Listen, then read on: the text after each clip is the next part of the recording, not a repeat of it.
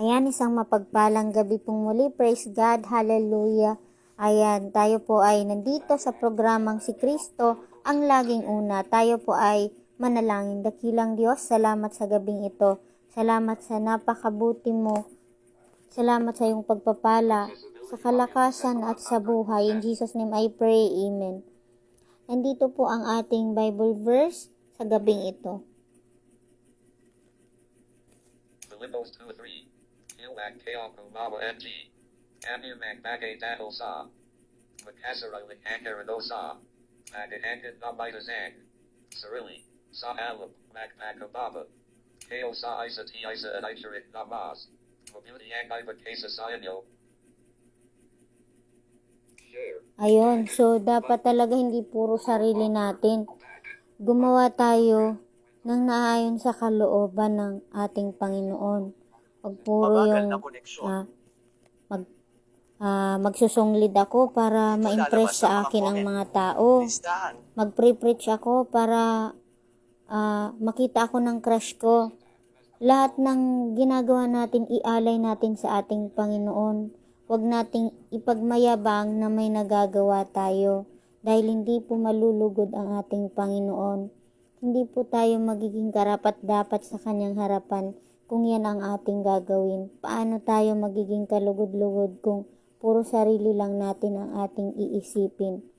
Kung puro lang sarili natin ang ating uunahin, paano tayo makakakita kung gaano tayo kahalaga sa ating Panginoon? Nandito siya para ipakita kung gaano niya kamahal ang tao. Iniligtas niya, isinakripisyo niya ang buhay niya para maligtas tayo. Tapos ikaw ipagmamayabang mo lang lahat ng binigay sa iyo ng Diyos. Imbis na ipagmayabang mo, ipagpasalamat mo yan na may talent kang mag-preach, may talent kang mag-song lead, may talent kang magturo sa mga kabataan, may talent ka na mag-encourage, may talent ka na mag-soul winning, ang ibig sabihin ay mag-share sa mga kabahayan. So, hilingin mo lagi ang calling sa'yo ng Panginoon. Kung saan kanyang ministry dadalhin. Kung sa pag-aayos ng upuan sa simbahan, ministry din yan. Ang hugasan yung mga plato na ginagamit sa simbahan, ministry din yan. Yung pagwawalis sa church, ministry din po yan. Ang labhan yung mga kurtina sa simbahan, ministry din po yan. Lahat ng pinapagawa sa atin ni Lord is ministry. At yung pagpalakpak sa Kanya, sa ating Panginoon, ministry din yan. Ang pagbibigay ng tithes and offering, isa yan sa mga ministry. O yung pag-a-advise sa kapwa mo, sa mga kasamahan mo sa church, ministry din po yan. Gift at blessings yan kung meron kang ministry na ganyan. Kung yan ang kaloob sa'yo ng ating Panginoon. Matuto po tayong magpakumbaba, mga kapatid. Matuto po tayong maniwala na lahat ng ginagawa natin ay pagpapala ng Diyos. Hindi yan sakripisyo. Yan ay kalooban ng Diyos na gawin mo. At yung pagdradram para sa awit para sa Panginoon, ministry din yan. Yung turuan mo ng Christian song yung mga maliliit na bata or simple Bible verse, ministry din po yan. Lahat ng yan ay natutuwa ang Diyos, nalulugod siya, nagagalak siya kapag sinusunod mo ang kanyang kalooban. At hingiin mo lagi ang paggabay niya para mahanap mo kung saang ministry ka pagkakatiwalaan ng ating Panginoon.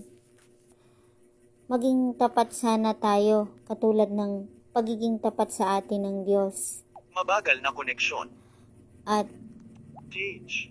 hayaan natin na mapurihan ang ating Diyos kaysa naman, katulad ng sinabi ko nung nakaraan, kaysa naman upuan, bato ang magpuri sa ating Panginoon.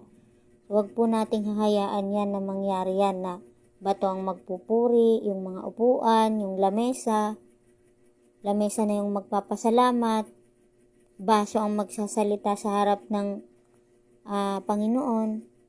Hindi po pwede yun. Kaya dapat ipakita natin sa ating Panginoon na worth it ang sakripisyo niya, na pinahalagahan natin ang sakripisyo ng ating Panginoon, na pinahalagahan natin ang pagbibigay niya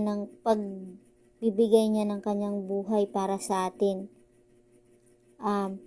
Dapat din nating pahalagahan yung Mabagal oras na ng koneksyon. Panginoon para Page. kalingain ka, para maghanap siya ng tao na mag-a-advise sa'yo. At yung oras ni Lord para gamitin ka sa church. Huwag mong sabihin na pinapakantan nila ako dahil talent ko naman talaga to eh. Ako talaga to. Hindi po totoo yan. Kapag nag-decide ka na maglingkod sa Panginoon at mag-commit sa Kanya, yan ang nais ng ating Panginoon. Hindi mo sariling kagustuhan. Huwag puro ikaw, ikaw, ikaw. Kasi ikaw papahamak yan ng kaluluwa mo. Hindi ka niyan lalago. Hindi lalago ang espiritual na buhay mo kung yan ang iisipin mo, puro sarili lang. So yan po mga kapatid ang ating topic for tonight. Let us pray. Mabagal Lord, na salamat po sa topic na pinag-aralan namin sa gabing ito. Nawa, matulungan niyo po kaming huwag maging mataas kaysa sa inyo, Panginoon, sa halip. Ituring na mas mataas pa yung mga kapwa namin kaysa sa amin. At natatanging sa iyo lamang ang papuri. Hindi namin ito dapat angkinin. Patawarin niyo po kami sa aming mga pagkakasala at pagkukulang sa inyo, Panginoon. Lahat po ng may karamdaman ay inyong pagalingin. At sa aming pong pagpapahinga, Panginoon, muli niyo kaming lukuban ng inyong mga pakpak upang nasa gayon ay hindi kami ang bahagi na gustong gawin ng kaaway sa amin, at pag-atake ng kaaway sa amin ay hindi magyatagumpay, Panginoon. At lahat po ng papauwi pa lang po galing sa kanilang trabaho, nawa ay inyo silang Mabagal na koneksyon. tulungan sa paglalakbay. 8 Metro 2S 457 Kayo na pong milliseconds. bahala sa aming lahat. Ito na po ang aming samatulangin sa pangalan ni Jesus. Amen and amen. Tandaan, Si Kristo ang laging una. Kapag inuna si Kristo, Tayo ay lalago. God bless and good night. Bumalik. 8 Metro. 8 Metro. Gusto mo bang magpatuloy? Tapusin. Button.